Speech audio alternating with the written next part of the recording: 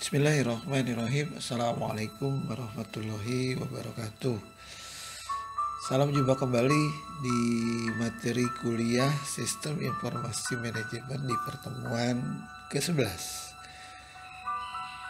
Kali ini pokok pembahasan kita adalah Sistem Informasi Sumber Daya Manusia. Mahasiswa-mahasiswa kalian, setiap perusahaan harus mempunyai sebuah sistem yang fungsinya untuk mengumpulkan dan memelihara data yang menjelaskan tentang SDM atau sumber daya manusia. Setiap perusahaan juga harus mempunyai sebuah sistem yang gunanya untuk mengubah data menjadi informasi dan menyampaikan informasi tersebut kepada user atau si pemakai. Nah, sistem ini dikenal sebagai sistem informasi sumber daya manusia. Dengan kata lain, pengertian dari SISFO SDM atau sistem informasi sumber daya manusia adalah sistem yang bertugas untuk mengumpulkan dan memelihara data yang menjelaskan sumber daya manusia yang ada di sebuah perusahaan, lalu mengubah data tersebut menjadi informasi dan melaporkan informasi tersebut kepada user, yang mana data-data yang tadi diperoleh merupakan data yang dibutuhkan oleh sebuah perusahaan untuk meningkatkan keputusan dari manajerial.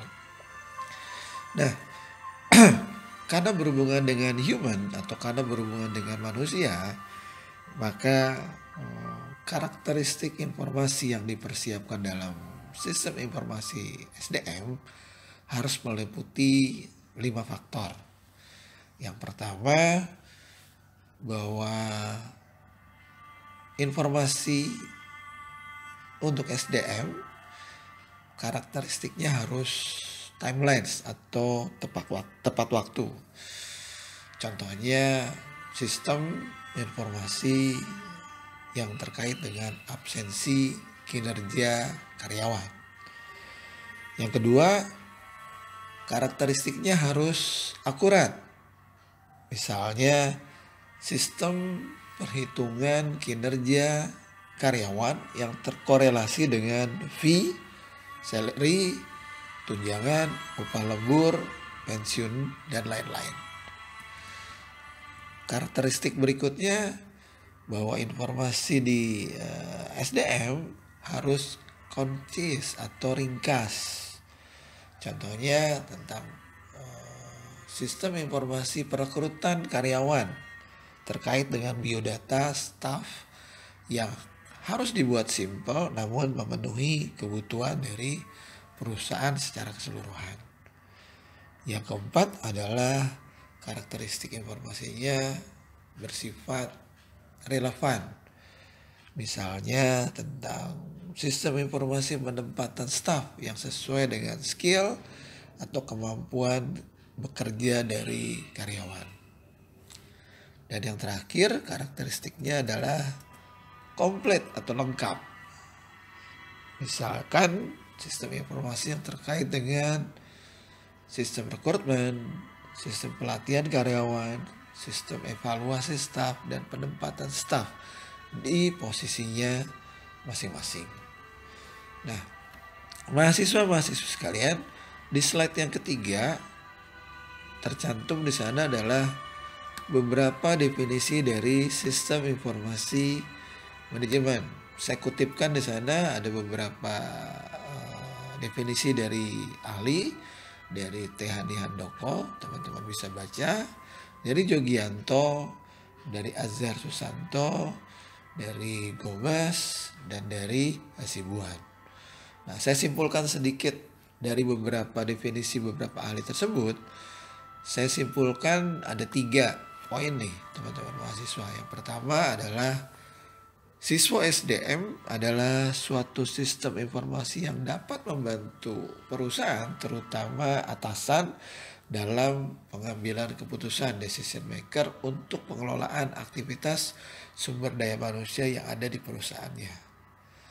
Yang kedua, definisinya, kesimpulannya adalah sistem informasi SDM adalah sistem yang menyediakan informasi mengenai SDM perusahaan yang isinya adalah bentuk interseksi dan pertemuan antara bidang ilmu manajemen SDM dan teknologi informasi.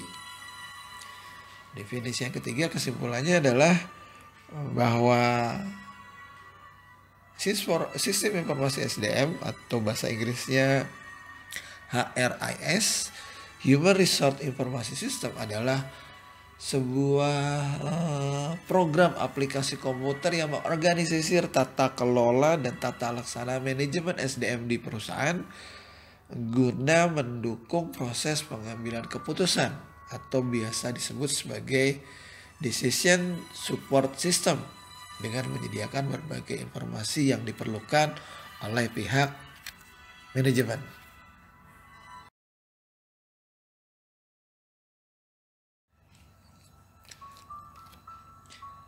Slide berikutnya di halaman 4 dan 5, teman-teman mahasiswa bisa perhatikan ada 9 fungsi sistem informasi dari SDM. Tapi saya simpelkan saja, ringkas saja bahwa fungsi sistem informasi SDM itu memiliki 4 kegiatan utama yang perlu dicatat. Yang pertama, bahwa fungsi info SDM adalah sebagai perekrutmen dan penerimaan atau recruitment and hiring. Yang kedua sebagai pendidikan dan pelatihan, diklat.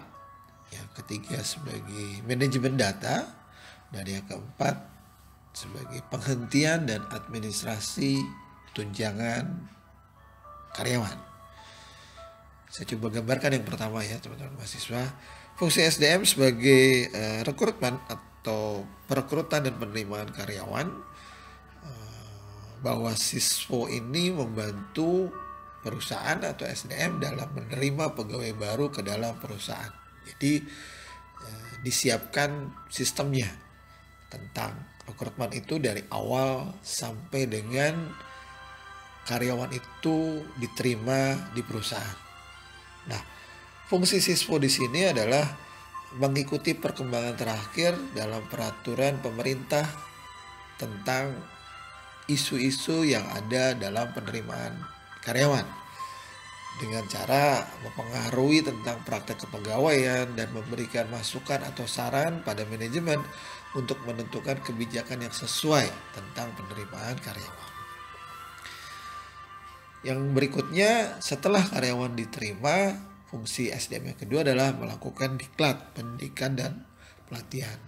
Nah, selama periode kepegawaian seseorang, sumber daya manusia dapat mengatur berbagai program pendidikan dan pelatihan yang diperlukan untuk meningkatkan pengetahuan dan keahlian kerja pegawai guna meningkatkan kinerja karyawan di dalam perusahaan.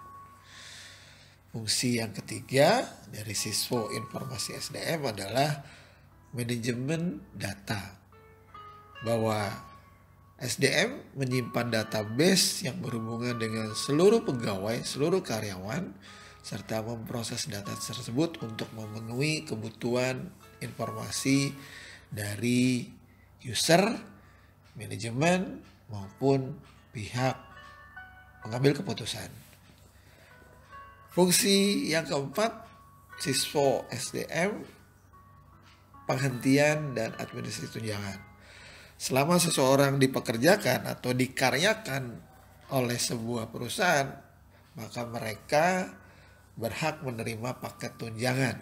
Nah, dalam hal ini siswo itu yang mengatur semuanya, termasuk setelah karyawan tersebut diberhentikan. Maksudnya setelah penghentian, SDM juga mengurusi program pensiun perusahaan bagi mantan pegawai yang berhak menerima hal tersebut. Di slide yang ke-6, teman-teman bisa perhatikan fungsi siswo SDM. Ada 2 yang saya berikan gambaran. Siswo yang pertama adalah siswo tentang lowongan kerja secara online. Ini fungsi dari siswo SDM yang pertama tadi, yaitu perekrutan dan hiring. Lalu yang di bawah contoh lowongan kerja yang belum terkomputerisasi masih harus datang ke kantor. Slide yang berikutnya, slide yang ketujuh, tujuan sistem informasi sumber daya manusia. Setelah kita mengetahui tentang fungsinya, karakteristiknya, sekarang kita perhatikan tujuan siswa SDM itu untuk apa. Ada dua tujuan utama siswa SDM dalam organisasi. Yang pertama, harus meningkatkan efisiensi kinerja dari SDM, di mana data karyawan dan aktivitas SDM yang harus atau akan digabungkan menjadi satu fokus. Banyak aktivitas sumber daya manusia akan menjadi lebih efisien dan lebih sedikit pekerjaan tulis-menulis dengan adanya otomatisasi dan tersedianya informasi yang lebih baik dibanding dengan manual. Tujuan yang kedua adalah agar lebih strategis dan berhubungan dalam perencanaan SDM. Dengan mempunyai data yang mudah diakses akan membuat perencanaan SDM dan pembuatan keputusan manajerial akan didasarkan lebih banyak pada informasi daripada mengandalkan persepsi dan institusi dari manajerial. Di slide halaman 7 dan ke-8, teman-teman mahasiswa bisa perhatikan tujuan informasi secara terinci. Slide berikutnya di halaman 9 dan 10, kita akan bahas tentang komponen dari sistem informasi sumber daya manusia itu sendiri yang tidak lepas dari kaidah IPO, input, proses, dan output.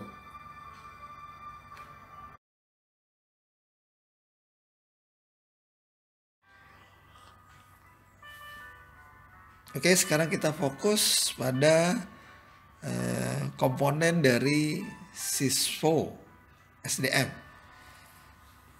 Seperti tadi sudah disampaikan bahwa komponen sebuah sistem, baik sistem secara keseluruhan atau sistem informasi, kaidahnya selalu ada IPO, input, proses, dan output. Teman-teman perhatikan di slide halaman 10, di bagian sebelah kiri adalah subsistem input, lalu di bagian tengah itu ada database tentang siswa SDM atau HIRS, lalu kanannya adalah subsistem output. Nah, mahasiswa-mahasiswaku, subsistem input terdiri dari banyak komponen atau banyak subsistem. Di antaranya adalah sistem informasi akuntansi, sistem informasi penelitian SDM, dan subsistem atau sistem informasi intelijen SDM. Yang masing-masing subsistem memberikan data yang akan di-entry ke dalam database. Siswa akuntansi sebagai salah satu subsistem input akan menyediakan data-data akuntansi atau keuangan yang berhubungan dengan karyawan. Data yang ditangani oleh siswa SDM merupakan campuran elemen-elemen data personil yang relatif lebih permanen dan bersifat non-keuangan atau non-akuntansi.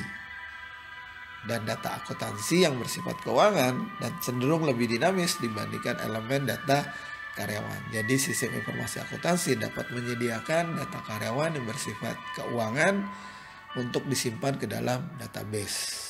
Jadi sistem informasi akuntansi ini mengakumulasi semua kebutuhan data mengenai keuangan, baik tunjangan, honor, dan lain sebagainya yang nanti diproses oleh SDM. Lalu subsistem yang kedua di input adalah subsistem penelitian sumber daya manusia. Nah, subsistem ini mengumpulkan data melalui proyek penelitian, meliputi penelitian tentang suksesi karyawan yang dilakukan untuk mengidentifikasi staf-staf atau orang-orang dalam perusahaan yang merupakan calon bagi posisi yang akan tersedia. Jadi subsistem informasi ini semacam proyeksi atau mempersiapkan kaderisasi bagi calon-calon pemimpin yang ada di perusahaan. Yang kedua, subsistem penelitian sumber daya manusia bertugas menganalisis dan mengevaluasi jabatan, mempelajari setiap jabatan dalam satu area untuk menentukan lingkup dan mengidentifikasi pengetahuan dan keahlian yang diperlukan oleh karyawan yang nanti bekerja di jabatan-jabatan tersebut. Lalu yang ketiga, subsistem penelitian SDM melakukan tugas meneliti keluhan, membuat tindak lanjut yang disampaikan karyawan untuk berbagi alasan kepada perusahaan. Dengan kata lain, di subsistem penelitian sumber daya manusia ini tugasnya adalah menampung segala keluhan sampai dengan mempersiapkan masa depan karyawan yang ada di perusahaan, jenjang-jenjangnya. Yang ketiga dari subsistem informasi input adalah subsistem intelijen SDM. Intelijen itu kesannya adalah intel. Ya. Tugasnya mengumpulkan data yang berhubungan dengan SDM dari lingkungan internal perusahaan. Elemen lingkungan yang menyediakan data ini meliputi serikat pekerja, masyarakat global, termasuk melihat tentang kebijakan-kebijakan dari pemerintah yang akan diterapkan bagi perusahaan atau karyawan. Dalam hal ini, sistem informasi intelijen SDM juga mengumpulkan data yang terkait dengan informasi global yang ada di luar, termasuk kompetitor perusahaan. Nah, dari 3 subsistem tadi lalu disimpan, diinput ke dalam database yang gambarnya ada di tengah. Nah, database ini apa sih? Database adalah sekelompok file yang disimpan bersama untuk dapat digunakan oleh beberapa aplikasi untuk kebutuhan manajemen. Hal ini berarti bahwa data-data tersebut nanti akan sangat perlu sekali baik disimpan secara fisik dalam sebuah sistem komputer yang nantinya akan dibutuhkan atau disimpan juga dalam database terpisah dalam sebuah sistem aplikasi. Nah, untuk mendukung kinerja sistem informasi tersebut, database diperlukan di dalam database akan sangat diperlukan peralatan atau elemen operasional. Elemen-elemen tersebut meliputi perangkat keras, hardware, perangkat lunak, software, database itu sendiri, prosedur, serta personil. Jadi ada hardware, software, prosedur, lalu sistem analis. Sistem analis itu yang menganalisa sistem, programmer, dan data entry operator. Setelah diproses dan disimpan di dalam database, subsistem yang ketiga adalah subsistem output, keluaran. Bentuk dasar keluaran biasanya berbentuk laporan secara periodik, baik dalam bentuk aplikasi atau jawaban-jawaban atas database query. Bisa dalam juga model matematika atau dengan sistem pakar. Nah, subsistem output biasanya meliputi antara lain adalah subsistem tentang perencanaan angkatan kerja yang akan melibatkan semua kegiatan yang memungkinkan manajemen untuk mengidentifikasi kebutuhan-kebutuhan karyawan di masa kini atau di masa yang akan datang. Yang kedua, subsistem output juga terkait dengan subsistem perekrutan, di mana perusahaan akan membawa karyawan baru ke dalam organisasi melalui subsistem perekrutan sesuai dengan prosedur yang sudah ditetapkan. Subsistem output yang ketiga adalah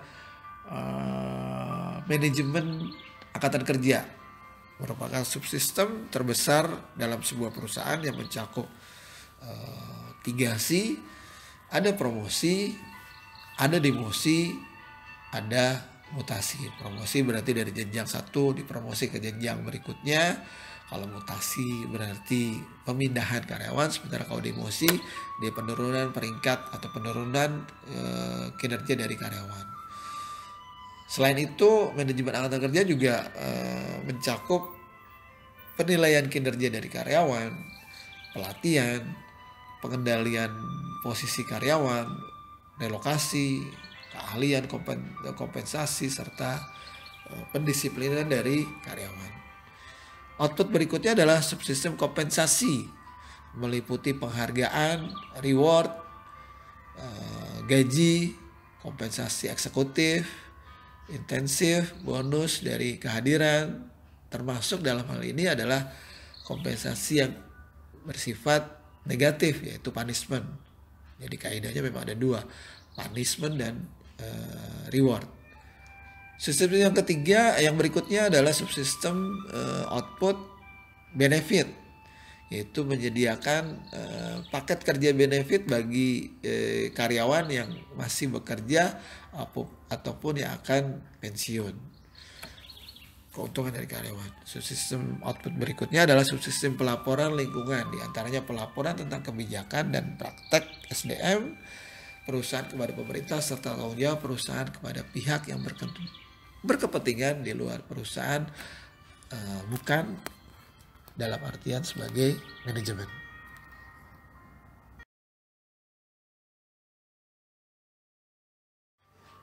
Saya coba jelaskan sedikit apa yang ada di dalam database, gambar yang ada di tengah. Bahwa di dalam database ada beberapa elemen operasi yang diperlukan, tadi sudah disampaikan, yaitu perangkat keras, perangkat lunak, database, prosedur, dan personel.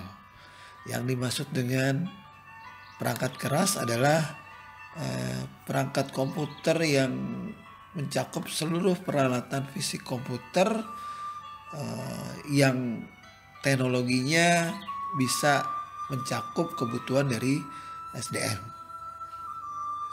Seyogyanya yang namanya perangkat keras ya sudah include lengkap, dari mulai alat input, keyboard, mouse, lalu alat keluaran, monitor dan printer, serta alat proses, CPU dan yang lain-lain, termasuk penyimpanan data yang mencakup penyimpanan primer dan penyimpanan sekunder. Termasuk kebutuhan yang lainnya itu jaringan yang menghubungkan antara komputer satu dengan komputer yang lainnya, sehingga data yang ada di dalam komputer bisa digunakan oleh beberapa orang sekaligus atau beberapa divisi sekaligus. Nah, beberapa hal yang perlu dipertimbangkan dalam pemilihan atau penilaian perangkat keras, di antara lainnya adalah volume dari data yang akan diolah, akan menentukan dari penyimpanan harddisknya, termasuk kecepatan pemrosesan dan perkembangan teknologi. Dengan kata lain, perangkat keras yang nanti digunakan harus mumpuni untuk bisa menampung semua database dan bisa dioperasionalkan oleh banyak orang. Lalu ada perangkat keras, berarti juga ada perangkat lunak atau software yang secara umum dibagi dua, yaitu yang melaksanakan tugas-tugas dasar, yaitu si operator, pemakai komputer, dan perangkat lunaknya atau aplikasinya yang nanti membantu pengelolaan sumber daya konseptual dari perusahaan. Nah, kriteria dari dua tadi, yaitu yang melakukan tugas-tugas dasar dan perangkat lunak, harus memiliki kriteria user friendly, mudah digunakan oleh siapa saja. Setelah sudah ada hardware, sudah ada software, jangan lupa harus ada prosedur, yaitu prosedur yang berupa petunjuk teknis operasional yang nanti diformalkan dalam bentuk aturan tertulis. Nah, prosedur-prosedur ini akan berisi instruksi-instruksi yang akan digunakan atau yang akan dilakukan oleh pemakai dari komputer. Dan yang terakhir, di dalam database tentunya harus ada personilnya, orangnya. Karena sistem informasi membutuhkan personil-personil yang berkualifikasi dan berkompeten di bidang teknologi informasi dan komputer. Spesialisasi informasi bisa operator, programmer, analis sistem, analis jaringan, security data, pengelola database yang nanti bertugas bertanggung jawab memelihara dan mengembangkan sistem informasi manajemen yang ada di dalam perusahaan itu sendiri. Nah, teman-teman mahasiswa, bagian-bagian komponen fungsional yang tadi dijelaskan di atas adalah fungsional utama yang meliputi tadi sudah paham ya, ada masukan, ada keluaran, lalu di tengahnya adalah database sebagai pemeliharaan dari database. Nah, berikutnya akan saya coba berikan contoh atau gambaran diagram flowchart dari sistem informasi sumber daya manusia, dimulai dari proses rekrutmen sampai dengan penempatan karyawan, evaluasi kinerja karyawan, sampai dengan kompensasi baik reward maupun punishment yang diberikan oleh perusahaan kepada karyawan.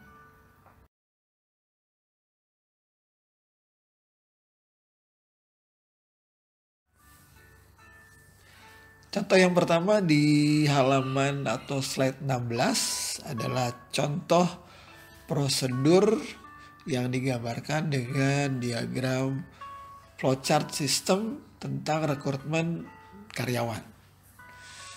Ini contoh siswo. Dipahami bagaimana contoh prosedur ini dibuat, nanti teman-teman mahasiswa bisa melakukan penggambaran flowchart sistem prosedur rekrutmen karyawan ini di tugasnya masing-masing atau di tempat Anda bekerja.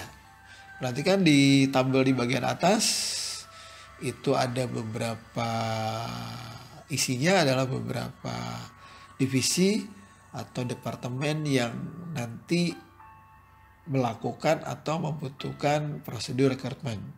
Di atas adalah departemen user yang nanti membutuhkannya, ada direktur atau manajerial, ada HRD, ada departemen finance, itu internal. Lalu ada media massa yang sifatnya eksternal untuk informasi, lalu ada pelamar kerja yang merupakan target, dan ada lembaga independence.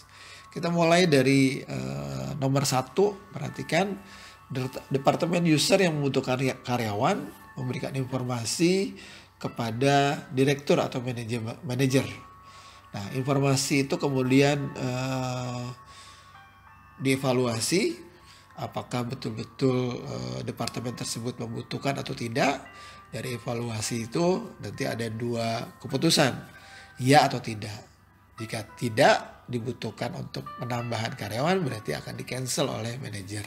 Karena manajer adalah decision maker. Nah, berikutnya kalau memang dibutuhkan, maka dia akan dikirimkan informasi tersebut kepada HRD. Nah, HRD akan menerima permintaan dari departemen user yang sudah disetujui oleh manajer tentang karyawan, lalu memberikan tembusan kepada bagian finance untuk mempersiapkan hal tersebut. Bagian HRD juga akan membuat sebuah keputusan atau gambaran tentang dokumen-dokumen yang dibutuhkan oleh calon karyawan atau calon pelamar. Nah, dokumen tersebut lalu dievaluasi disesuaikan kebutuhan.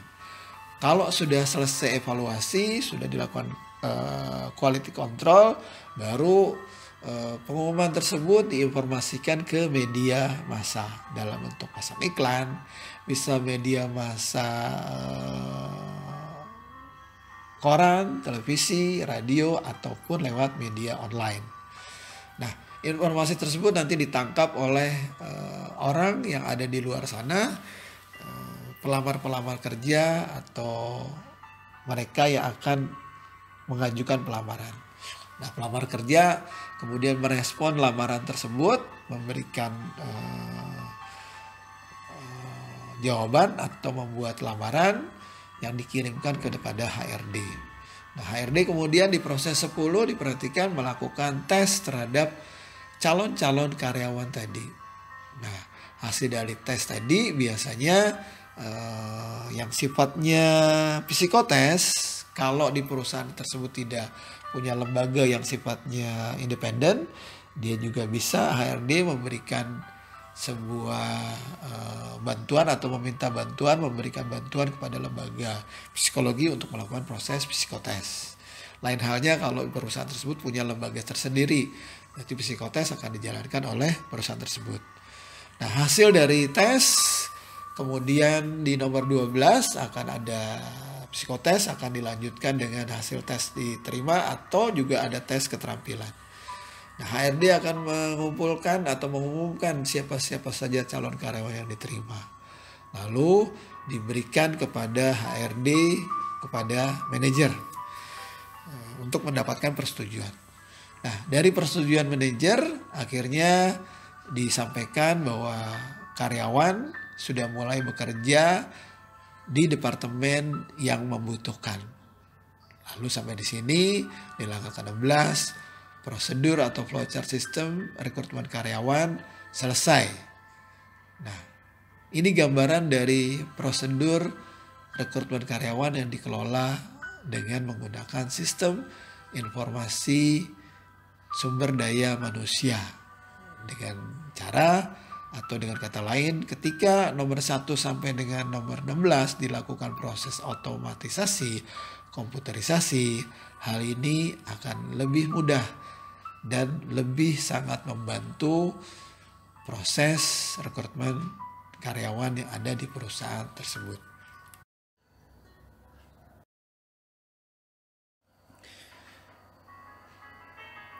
Dari uraian di atas dapat dilihat jelas bahwa sistem informasi sumber daya manusia ini sangat dibutuhkan sebagai sebuah alat bantu dalam melakukan pekerjaan SDM. Selain itu, sistem informasi sumber daya manusia sebagai suatu fasilitas perlengkapan pendukung dan sarana dalam membantu proses promosi jabatan, mutasi, demosi, sehingga dapat menghasilkan keputusan promosional, demosional, mutasional yang amat tepat. Adapun beberapa dukungan yang diberikan oleh sistem informasi SDM dalam tingkatan strategis, taktis, dan operasional, teman-teman bisa perhatikan di slide halaman 17. Dukungan yang diberikan siswo SDM bagi penempatan karyawan, pelatihan dan pengembangan, serta kompensasi administrasi untuk tingkat strategis, tingkat taktis, dan tingkat operasional. Untuk tingkat strategis, penempatan karyawan merupakan perencanaan dari tenaga kerja yang dibutuhkan oleh masing-masing divisi. Tingkat strategis dalam pelatihan dan pengembangan merupakan rencana pelaksanaan dan rencana penilaian kinerja dari satu karyawan dengan karyawan lain di masing-masing divisi. Sementara tingkat strategis dalam kompensasi administrasi hubungannya dengan beban kontrak, rencana gaji,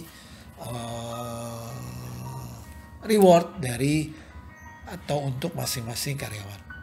Dalam tingkatan taktis, penempatan karyawan dibutuhkan untuk analisa beban tenaga kerja dan anggaran.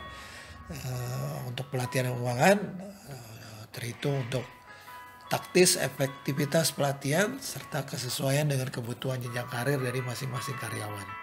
Sementara tingkat taktis untuk kompensasi administrasi dilihat dari analisis efektivitas dan kompensasi dari kinerja masing-masing karyawan.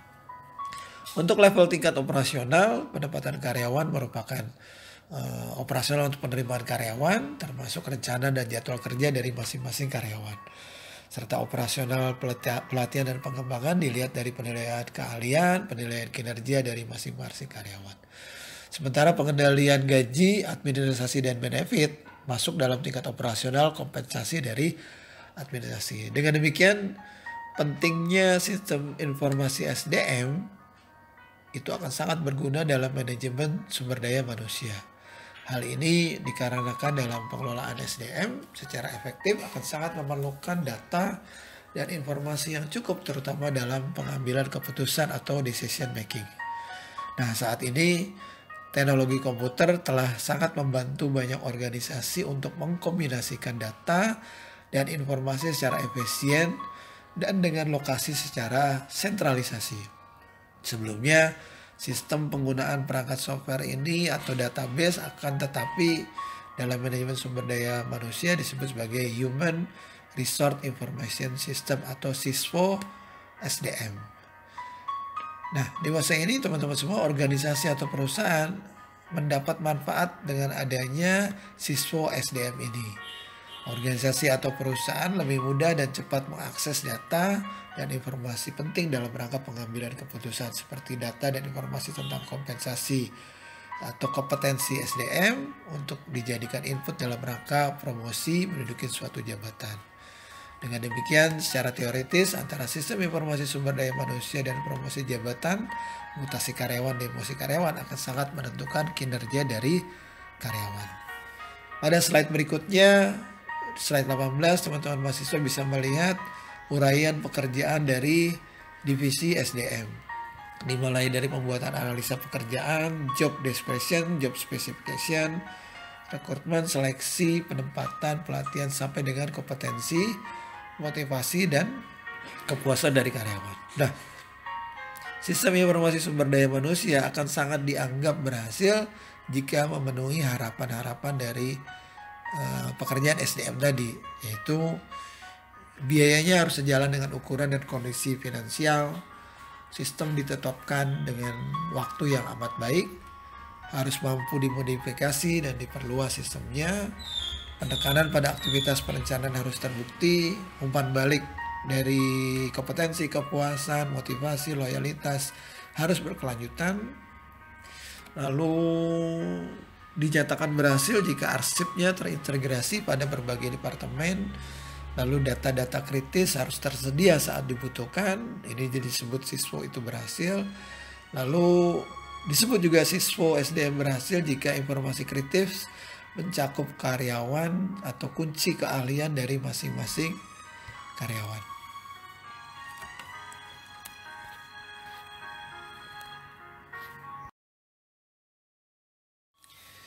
Nah, berikutnya adalah bagaimana metode perancangan sistem informasi SDM. Dikenal dengan SDLC atau System Development Life Cycle. Sebagaimana di awal pertemuan dulu kita pernah bahas bahwa pada satu ketika sistem harus selalu didaur ulang.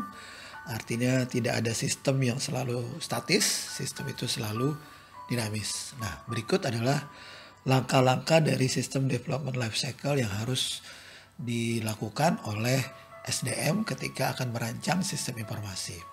Yang pertama adalah pihak SDM melakukan survei dan menilai kelayakan proyek pengembangan sistem informasi ini. Dengan melakukan survei dan menilai studi kelayakan, maka SDM bisa menilai sejauh mana sistem informasi ini layak untuk dibangun atau tidak. Berikutnya adalah mempelajari dan menganalisis sistem yang sedang berjalan. Apakah masih layak untuk dilanjutkan atau ada perubahan yang harus dikerjakan. Yang ketiga adalah setelah mempelajari menganalisa sistem berjalan, lalu berikutnya adalah menentukan permintaan dari pemakai sistem. Pihak SDM akan menganalisa, mengevaluasi dari masing-masing divisi, masing-masing bagian tentang kebutuhan dari sistem informasi yang nanti akan digunakan oleh masing-masing divisi atau bagian. Setelah itu akan melakukan memilih solusi atau pemecahan masalah dari apa yang disampaikan atau apa yang sudah dilakukan di 3 tahapan sebelumnya di atas. Setelah itu, setelah sudah ditentukan solusinya, pemecahan masalahnya, lalu ditentukanlah hardware dan software yang akan digunakan untuk membangun sistem informasi.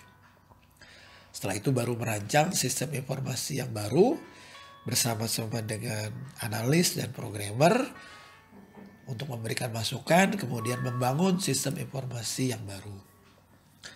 Setelah dalam waktu sudah ditentukan sistem informasi baru sudah selesai dan siap untuk diimplementasikan, pihak SDM mengkomunikasikan kepada seluruh komponen yang ada di perusahaan. Lalu diimplementasikan sistem informasi baru untuk menggantikan sistem informasi yang lama. Bisa dengan beberapa pilihan. Yang pertama bisa dengan parallel run, artinya sistem informasi lama berjalan bersama dengan sistem informasi yang baru sampai kemudian sistem informasi yang lama ditinggalkan diganti dengan sistem informasi yang baru. Atau yang kedua pilihannya implementasi dengan cara cut over. Artinya sistem informasi lama langsung di stop, diganti seketika itu juga dengan sistem informasi yang baru. Itu namanya cut over. Atau pilihan ketiga dengan cara pilot project. Artinya sistem informasi baru diterapkan di beberapa bagian, diuji cobakan untuk kemudian dievaluasi sampai kemudian nanti diterapkan pada seluruh sistem untuk menggantikan sistem yang lama. Setelah itu semua diselesaikan, barulah tahap yang terakhir memelihara dan melakukan perbaikan sistem informasi yang baru tersebut. Nah, teman-teman mahasiswa, berikutnya saya coba berikan beberapa tanggung jawab dari HRD atau Human Resource Department atau SDM. Ada 8 aspek yang menjadi tanggung jawabnya. Yang pertama adalah pihak HRD bertanggung jawab terhadap seleksi dan rekrutmen. Bertanggung jawab di sini artinya siap untuk menjawab kebutuhan pegawai melalui penerimaan pegawai hingga penempatan para pegawai baru di posisi-posisinya masing-masing yang tepat. Masing-masing bagian percaya pada SDM akan dapat menjalankan fungsinya dengan baik, bisa menempatkan orang-orang yang tepat di posisi yang tepat. Maka biasanya fungsi ini sudah memiliki success profile, acuan dari SDM untuk menyeleksi kandidat dari calon-calon karyawannya. Berikutnya aspek kedua adalah tanggung jawab dari SDM adalah melakukan pelatihan dan pengembangan atau training development. Fungsinya adalah untuk menjaga kualitas SDM dalam organisasi melalui berbagai aktivitas pelatihan, pendidikan, pembinaan, pengembangan sebagai upaya untuk peningkatan kemampuan dan keterampilan kinerja dari masing-masing karyawan. Aktivitas ini biasanya bisa dilakukan secara internal oleh SDM sendiri atau melibatkan eksternal dari bagian pelatihan. Aspek ketiga adalah dari HRD adalah compensation and benefit. Fungsi SDM di sini bertanggung jawab untuk menyusun strategi hingga implementasi atas seluruh kompensasi yang diterima kepada pegawai yang mengacu pada kondisi market. Ini urusannya tentang gaji, honor, dan upah kerja. Tanggung jawab yang lain adalah manajemen kinerja, performance management, yaitu pihak HRD melakukan monitoring kesenjangan antara standar kinerja yang diharapkan dengan aktual kinerja yang ditunjukkan oleh masing-masing karyawan. Pilar performance management bertanggung jawab untuk merancang sistem hingga implementasi penilaian kinerja para pegawai hingga selaras dan objektif yang akan dicapai oleh organisasi. Penilaian karyawan. Aspek lainnya, perencanaan karir. HRD bertanggung jawab atas pengelolaan perencanaan jenjang karir bagi seluruh anggota organisasi atau seluruh karyawan. Fungsi ini menjawab setiap pegawai memiliki jalur karir menurut tugas dan tanggung jawab dan kompensasi yang dimiliki oleh mereka. Ini merupakan tanggung jawab dari HRD. HRD juga punya tanggung jawab tentang hubungan antar karyawan, employee relationship. Ini sebagai internal public relation bagi setiap kebutuhan pegawai terhadap informasi, kebijakan dan peraturan perusahaan yang dikeluarkan oleh HRD. Ini penting untuk menggali masukan-masukan dari pegawai mengenai berbagai aspek dalam organisasi sehingga menjaga harmonisasi hubungan di antara karyawan. Aspek berikutnya yang jadi tanggung jawab adalah separation management. Fungsi SDM atau HRD untuk mengelola seluruh tindakan pemutusan hubungan kerja dalam organisasi, baik yang disebabkan oleh keadaan normal atau seperti pensiun, habis masa kontrak, atau force majeure, misalkan indisipliner dari karyawan, atau pensiun sebelum waktunya. Itu tanggung jawab juga dari HRD. Tanggung jawab lain HRD adalah personal administration atau dikenal sebagai personalia atau kepegawaian yang fungsinya bertanggung jawab terhadap database employee, database penggajian, pembayaran, pinjaman karyawan, hutang piutang, absensi, pencatatan lembur, cuti tahunan, dan yang lain-lainnya. Nah, 8 aspek ini akan menopang kinerja dari fungsi HRD dalam organisasi sehingga dapat menghasilkan sumber daya manusia yang berkualitas untuk menjawab kebutuhan bisnis dalam organisasi. Pada slide halaman 21 ada beberapa goresan atau tulisan definisi tentang promosi jabatan karyawan. Bisa teman-teman perhatikan, teman-teman pelajari. Dan terakhir di halaman 23 seperti biasa untuk menilai kompetensi dari masing-masing, untuk melihat kompetensi dari masing-masing mahasiswa terhadap materi yang sudah diberikan, melihat pula animo untuk belajar. Ada tugas mandiri yang teman-teman harus kerjakan dalam waktu 1 pekan. Tugasnya adalah buatlah flowchart atau diagram atau prosedur yang disesuaikan dengan tempat Anda bekerja. Ini kan kelas karyawan, berarti rata-rata pasti bekerja. Nah, wajib dituliskan nama tempat, institusi atau organisasi tempat Anda bekerja. Ada 6 yang harus Anda pilih sesuai dengan NPM masing-masing. NPM ganjil berarti mengerjakan nomor yang ganjil 1, 3, dan 5. NPM genap berarti mengerjakan nomor yang genap 2, 4, dan 6. Prosedur tentang rekrutmen calon karyawan, prosedur tentang penilaian kinerja staf di tempat Anda, tentang promosi dan mutasi jabatan di tempat Anda bekerja, prosedur tentang jenjang karir karyawan di tempat Anda bekerja, awarding dan punishment di tempat organisasi Anda, dan proses pembinaan karyawan di tempat Anda bekerja. Ya, tidak lain tugas ini untuk menilai sejauh mana Anda memahami konsep-konsep dari sistem informasi sumber daya manusia yang ada di tempat Anda bekerja maupun secara umum. Terima kasih atas perhatiannya untuk pertemuan kali ini. Selamat bekerja kembali kepada teman-teman semua dan selamat untuk menjalankan tugasnya masing-masing. Terima kasih. Wassalamualaikum warahmatullahi wabarakatuh.